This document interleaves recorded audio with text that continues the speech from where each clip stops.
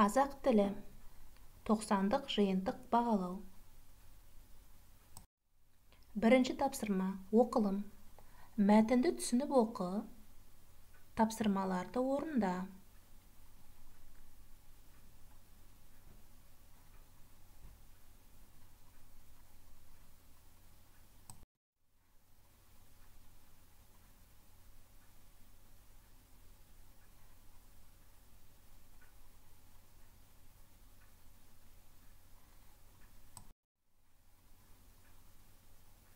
Бірінші тапсырма.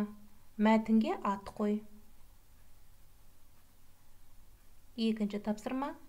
Мәтіннің негізгі ойын анықта.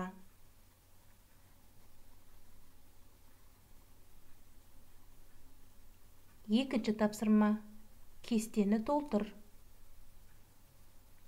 Негізгі зат есімге бір мысал, туынды зат есімге бір мысал келтір.